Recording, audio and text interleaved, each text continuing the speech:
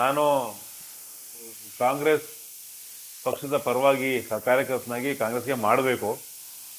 ಆದರೆ ಈ ಸಲ ಚುನಾವಣೆ, ವಿಧಾನಸಭೆ ಚುನಾವಣೆ ನಡೆದು 10 ತಿಂಗಳಾಗಿದೆ. ಇಲ್ಲಿವರೆಗೆ ಕಾಂಗ್ರೆಸ್ ಮುಖಂಡರುಗಳಾಗಲಿ ಅಥವಾ ರೈತ ಸಂಘದ MLA ಆಗಲಿ ಯಾರೂ ಕೂಡ ಕಾಂಗ್ರೆಸ್ ಕಾರ್ಯಕರ್ತನ ಸೀರಿಯಸ್ ಆಗಿ ತಗೊಂಡೇ ಇಲ್ಲ. ಯಾರೋ ಒಂದಿಬ್ರು ಮಿನಿಸ್ಟ್ರು ಹತ್ರ ಇರೋರು ಅವ್ರು ಬಂದಾಗ ಹಾರ ಹಾಕ್ತಾರೆ, ಹೋಗ್ತಾರೆ ಜೊತೆಲಿ ಅನ್ನೋದು ಬಿಟ್ರೆ ಕಾಂಗ್ರೆಸ್ ಕಾರ್ಯಕರ್ತರನ್ನ ಗುರುತಿಸ್ಕೊಂಡು ಬೂತ್ ಮಟ್ಟದಲ್ಲಿ ಕಾಂಗ್ರೆಸ್ ಕಟ್ಟುವಂತ ಯೋಚನೆ ಒಬ್ರಿಗೂ ಇಲ್ಲ. ನಾನು ಈ ವಿಚಾರದಲ್ಲಿ ಜಿಲ್ಲಾ ಮಂತ್ರಿ ಚಲುವರಾಯಸ್ವಾಮಿ ವಿರುದ್ಧವಾಗಿ ಮತ್ತು ಇನ್ನ ಯಾರೇ ಹೈಕಮಾಂಡ್ ಮುಖಂಡರುಗಳು ಯಾರು ಕೂಡ ಈ ಕಡೆ ಆಸಕ್ತಿ ತೋರದೇ ಇರೋದ್ರಿಂದ ಅವರ ಒಂದು ನಿಲುವಿಗೆ ಅಥವಾ ಅವರ ಒಂದು ಬಿಹೇವಿಯರ್ಗೆ ನಾನು ಬೇಸತ್ತು ಈ ಬಾರಿ ಕುಮಾರಸ್ವಾಮಿ ಅವರನ್ನ ಕಾಂಗ್ರೆಸ್ ವಿರುದ್ಧವಾಗಿ ಕುಮಾರಸ್ವಾಮಿ ಅವರ ಬೆಂಬಲಿಸಬೇಕು ಅನ್ನೋ ಒಂದು ನಿರ್ಧಾರವನ್ನ ಮಾಡಿದ್ದೆ. ಸರ್, ನಿಮ್ಮ ಬ್ರದರ್ KPCC ಪ್ರಧಾನ ಕಾರ್ಯದರ್ಶಿ ಆಗಿದ್ದಾರೆ. ಈಗ ಕುಮಾರಸ್ವಾಮಿ ಬೆಂಬಲ ಅಂತ ಈ ಒಂದಿಷ್ಟು ನಿಮ್ದ ಕುಟುಂಬದಲ್ಲಿ ಒಂದು ನಿಮ್ಮ ಅಭಿಮಾನಿಗಳು ಸ್ವಲ್ಪ ಗೊಂದಲ ಸೃಷ್ಟಿ ಆಗುತ್ತಾ? ಇಲ್ಲ, ಈಗ ನಾನು ನನ್ನ ತಮ್ಮನಿಗೆ ಸಹೋದರನಿಗೆ ಹೇಳಿದ್ದೀನಿ, ನೋಡಿ ಕಾಂಗ್ರೆಸ್ ನಲ್ಲಿ ಭವಿಷ್ಯ ಇಲ್ಲ, ಇಲ್ಲಿಗೆ ಆ ಒಂದು ಸೂಚನೆ ಕಾಣಿಸ್ತಾ ಇಲ್ಲ ನಮ್ಗೆ. ಇವತ್ತಿಲ್ಲ ನಾಳೆ ಕಾಂಗ್ರೆಸ್ ಚೆನ್ನಾಗಾಗುತ್ತೆ, ನಮಗೊಂದು ಅವಕಾಶ ಸಿಗುತ್ತೆ, ರಾಜಕೀಯವಾಗಿ ಇಲ್ಲಿ ಕಟ್ಟಿದವ್ರಿಗೊಂದು ಅವಕಾಶ ಸಿಗುತ್ತೆ ಅಂತ ಹೇಳಿದ್ರೆ ಓಕೆ. ಬಟ್ ಆ ಸೂಚನೆ ಯಾವುದು ಕಾಣಿಸ್ತಾ ಇಲ್ಲ. ಇವರು ಕೇವಲ ಕಾಂಗ್ರೆಸ್ ಅದು ಅಧಿಕಾರ ಇದು ಚುನಾವಣೆ ಬಂದಾಗ ನಮ್ಗೆ ಉಪಯೋಗಿಸ್ಕೊಳ್ಳೋದು, ನಮ್ಗೆ ಸಮಾಧಾನ ಮಾಡೋದು ಅಷ್ಟಕ್ಕೆ ಸೀಮಿತವಾಗಿದ್ದಾರೆ ಹೊರತು ಕಾಂಗ್ರೆಸ್ ಕಟ್ಟುವಂತ ಯೋಚನೆ ಯಾರ ತಲೆಯೂ ಇಲ್ಲ. ಹಾಗಾಗಿ ನಾನು ಹೇಳಿದ್ದೀನಿ, ನಾನು ಇಲ್ಲಿ ಭವಿಷ್ಯ ಇಲ್ಲಪ್ಪ ಬೇಡ ಅಂತ. ಬಟ್ ಅವನು ಇಲ್ಲ ನಾನು ಕಾಂಗ್ರೆಸ್ ಅಲ್ಲಿ ಇರ್ತೀನಿ ಅಂತ ಹೇಳುವಾಗ ಆಯ್ತು ಹೋಗಪ್ಪ, ನಾನು ಸುಮ್ಮನೆ ಇರ್ತೀನಿ ಅಷ್ಟೇ. ನನಗೆ ನನ್ನ ನಿಲುವು ಬೇರೆ ಇದೆ. ಪ್ರಪ್ರಥಮವಾಗಿ ಕುಮಾರಸ್ವಾಮಿ 2006ರಲ್ಲಿ CM ಆಗಿದ್ದಾಗ ನೀವು JDS ಸರ್ಕಾರ ಜಿಲ್ಲಾ ಪಂಚಾಯತ್ ಸದಸ್ಯರಾಗಿದ್ರಿ. ಹೌದು. ಅದೇ ರಾಜಕಾರಣ ಈಗ ಮರುಕಳಿಸುತ್ತ ಸರ್? ರಾಜಕೀಯ ZP ಅಂತ ನಾನು ಅದ್ರ ಬಗ್ಗೆ ತಲೆ ಕೆಡಿಸ್ಕೊಳ್ಳಲ್ಲ.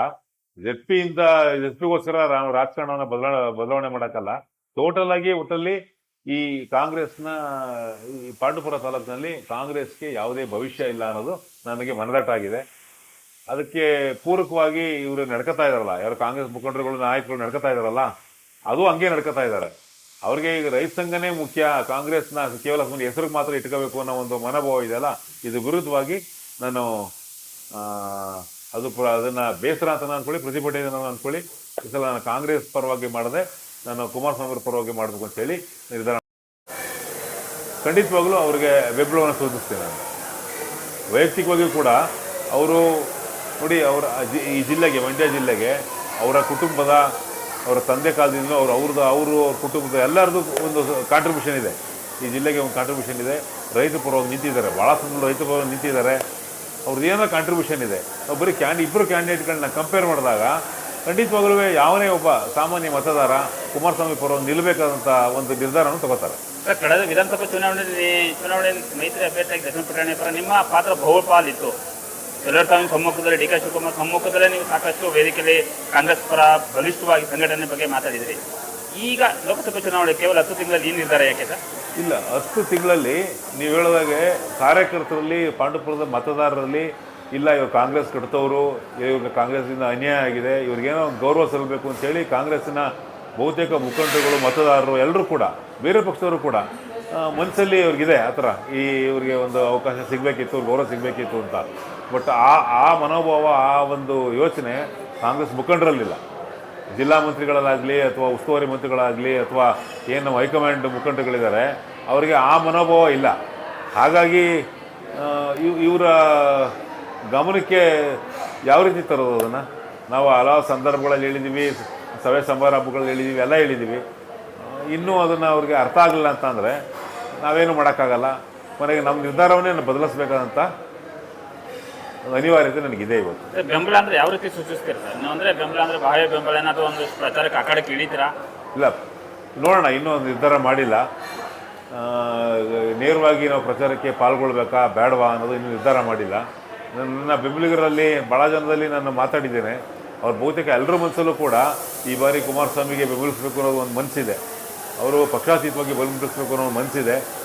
ನೋಡೋಣ ಇವರಿಗೆ ಯಾವ ಥರ ಈ ನಿರ್ಧಾರ ಇನ್ನೂ ತೊಗೊಂಡಿಲ್ಲ. ನಮ್ಮ ಸ್ನೇಹಿತರ ಮಾತಾಡಿ, ನಮ್ಮ ಕಾರ್ಯಕರ್ತರ ಜೊತೆ ಮಾತಾಡಿ ನಿರ್ಧಾರವನ್ನು ತಗೋತೀನಿ. ಸರ್, ಈಗ ಒಂದು ಕಾಂಗ್ರೆಸ್, ನೀವು ಮಾಜಿ ಶಾಸಕರು ಡಿ ಅಲಗೇಗೌಡರು ಪುತ್ರರಾಗಿ ನೀವು ಈ ಕ್ಷೇತ್ರದ ಒಂದಷ್ಟು MLA ಆಗೋದಿತ್ತು. ಆ ದಿಕ್ಕಲ್ಲಿ ನೀವು ರಾಜಕೀಯವಾಗಿ ಮುನ್ನುಗ್ಗಲಿಲ್ಲ. ಏನು ಅನಿಸುತ್ತೆ ಸರ್? ಸಾಮಾನ್ಯವಾಗಿ ಮಾಜಿ ಶಾಸಕರು ಅವ್ರ ಮಕ್ಕಳೆಲ್ಲ ಶಾಸಕರಾಗ್ತಾರೆ, ಅಭ್ಯರ್ಥಿಗಳಾಗ್ತಾರೆ, ದೊಡ್ಡ ಮಟ್ಟದಲ್ಲಿ ಬೆಳೀತಾರೆ. ನೀವು ಆ ಮಟ್ಟದಲ್ಲಿ ಬೆಳೀಲಿಲ್ಲ. ಇಲ್ಲ, ಈಗ ನಾವು ರಾಜಕಾರಣದಲ್ಲಂತೂ ಇದ್ವಿ. ನಾನು ಕಳೆದ 30 ವರ್ಷದಿಂದ ಈ ರಾಜಕಾರಣದಲ್ಲೇ ಇದ್ದೀನಿ. ಆದರೆ ನನಗೆ ರಾಜಕೀಯವಾಗಿ ಬೆಳೆಯೋದಕ್ಕೆ ಸರಿಯಾದ ಸಂದರ್ಭಗಳು ಒದಗಿ ಬರಲಿಲ್ಲ. ಕೆಲವು ತಪ್ಪು ನಿರ್ಧಾರಗಳು ಕೂಡ ನನ್ನ ರಾಜಕೀಯ ಬೆಳವಣಿಗೆಗಳಿಗೆ ಅಡ್ಡಿಯಾಗಿವೆ. ಹಾಗಾಗಿ ನಾನು ಇವತ್ತಿಗೇನು ಅಂದ್ಬಿಟ್ಟು ಬಿಟ್ಟಿಲ್ಲ. ಸ್ವಲ್ಪ ನನಗೆ ಕಡಿಮೆ ಮಾಡಿದ್ದೀನಿ, ಬಟ್ ಆದರೆ ಬಿಟ್ಟಿಲ್ಲ, ರಾಜಕಾರಣ ಏನು ಬಿಟ್ಟಿಲ್ಲ. ಅದರಲ್ಲೂ ಈ ವಿಶೇಷವಾಗಿ ಕಾಂಗ್ರೆಸ್ನಲ್ಲಿ ನಾವು ಹೆಚ್ಚು ಗುರುತಿಸ್ಕೊಂಡವ್ರು ನಾವು. ಒಂದು ಬಾರಿ ಮಾತ್ರ ನಾನು JDSನಲ್ಲಿ ಹೋಗಿ ನಾನು ZP ಮೆಂಬರ್ ಆಗಿದ್ದೆ. ಕಾಂಗ್ರೆಸ್ ಬಹುತೇಕ ನನ್ನ ರಾಜಕೀಯ ಜೀವನ ಕಾಂಗ್ರೆಸ್ನಲ್ಲೇ ಕಳೆದಿದ್ದೀನಿ. ಅಲ್ಲಿ ಕಾರ್ಯಕರ್ತನಾಗಿ ಬೆಳೆದಿದ್ದೀನಿ. ಅದು ZP ಮೆಂಬರ್ ಆಗಿ ZP ಎಲೆಕ್ಷನಲ್ಲಿ ನಿಂತು ಅಭ್ಯರ್ಥಿಯಾಗಿ ಸೋತಿದ್ದೀನಿ. ಬ್ಲ್ಯಾಕ್ ಕಾಂಗ್ರೆಸ್ ಅಧ್ಯಕ್ಷನಾಗಿ ನಾನು ಕೆಲಸ ಮಾಡಿದ್ದೀನಿ. ಹೀಗೆ ಹಲವಾರು ಮಜಗಳಲ್ಲಿ ಕಾಂಗ್ರೆಸ್ ಪರವಾಗಿ ನಾನು ಕೆಲಸ ಮಾಡಿದ್ದೀನಿ, ಇಲ್ಲ ಅಂತಲ್ಲ. ಆದರೆ ಇಲ್ಲಿ ಪಾಂಡುಪುರದಲ್ಲಿ ಕಾಂಗ್ರೆಸ್ಸು ಬೆಳೆಯೋದಕ್ಕೆ ಪ್ರಮುಖವಾಗಿ ನಮ್ಮ ರಾಜ್ಯ ನಾಯಕರ ಒಂದು ಬೆಂಬಲ ಬೇಕಿತ್ತು. ಅದು ತಕ್ಕ ಮಟ್ಟದಲ್ಲಿ ನಮಗೆ ಸಿಕ್ಕಲಿಲ್ಲ. ಇವತ್ತಿನವರೆಗೂ ಕೂಡ ಪಾಂಡುಪುರದಲ್ಲಿ ರಾಜ್ಯ ನಾಯಕರ ಬೆಂಬಲ ಯಾವುದೇ ವ್ಯಕ್ತಿಗೆ, ಒಬ್ಬ ಸಂಘಟನೆ ಮಾಡೋಂಥ ವ್ಯಕ್ತಿಗೆ, ಕಾಂಗ್ರೆಸ್ ಪರವಾಗಿ ಸಂಘಟನೆ ಮಾಡೋಂಥ ವ್ಯಕ್ತಿಗೆ ಸಿಗ್ತಾ ಇಲ್ಲ. ಈ ರೈತ ಸಂಘ ಮತ್ತು ಕಾಂಗ್ರೆಸ್ ಎರಡೂ ಸೇರಿ ಚುನಾವಣೆಗಳನ್ನ ನಡೆಸ್ತಾ ಇರೋದು, ವಿಧಾನಸಭೆ ಆಗ್ಬೋದು ಅಥವಾ ಸ್ಥಳೀಯ ಚುನಾವಣೆಗಳಾಗ್ಬೋದು, ಅದನ್ನು ಮಾಡ್ತಾ ಇರೋ ದೃಷ್ಟಿಯಲ್ಲಿ ಕಾಂಗ್ರೆಸ್ ಬೆಳೆಯೋಕ್ಕಾಗ್ತಾ ಇಲ್ಲ.